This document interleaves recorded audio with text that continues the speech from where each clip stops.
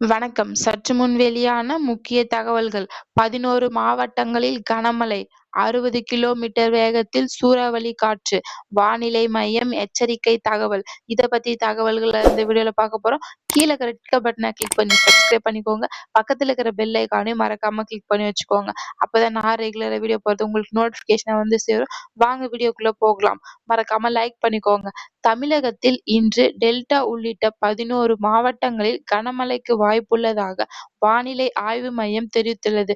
இதை குறித்து அரபிக்கடலில் நிலவிய காற்றழுத்த தாழ்வு பகுதி வலுவிழந்த நிலையில் தென்கிழக்கு அரபிக்கடல் பகுதிகளில் வளிமண்டல கீழடுக்கு சுழற்சி நீடித்தது. தெற்கு அந்தமான் கடல் பகுதியை அதை ஒட்டிய பகுதிகளில் மேல் ஒரு வளிமண்டல மேலடுக்கு சுழற்சி நிலவுகிறது. இதன் காரணமாக இன்று தென்கிழக்கு வங்கக்கடல் பகுதிகளில் ஒரு காற்றழுத்த தாழ்வு பகுதி உருவாகக்கூடும். இது மேற்கு வடமேற்கு திசையில் நகர்ந்து வரும் 24ஆம் தேதி காற்றழுத்த தாழ்வு மண்டலமாக வலுப்பெற்றது.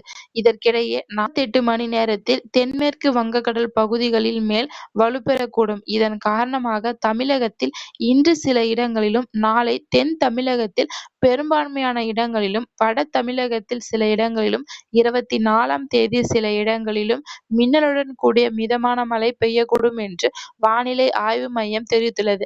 இதை குறித்து கன்னியாகுமரி, திருநெல்வேலி, தூத்துக்குடி, தென்காசி, ராமநாதபுரம், புதுக்கோட்டை, கடலூர், டெல்டா மாவட்டங்களிலும் ஓரிரு இடங்களிலும், காரைக்கால் பகுதிகளிலும் கனமழை பெய்ய வாய்ப்புள்ளது.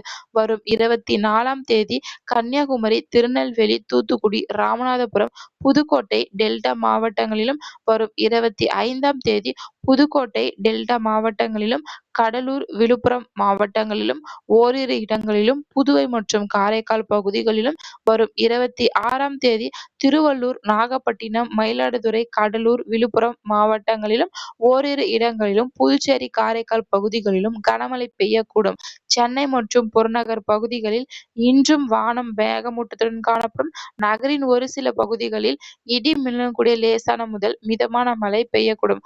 தமிழக கடலோர பகுதிகள், மன்னார் வளைகுடா மற்றும் குமரி கடல் பகுதிகளில் 24ஆம் தேதி சூறாவளி காற்று மணிக்கு 40 முதல் 50 கிலோமீட்டர் வேகத்திலும், இடையிடையே 60 கிலோமீட்டர் வேகத்திலும் வீசக்கூடும் என்பதால் இப்பகுதிகளுக்கு மீனவர்கள் மீன்பிடிக்க செல்ல வேண்டாம் என்று வலியுறுத்தப்படுகிறது. நன்றி, வணக்கம்.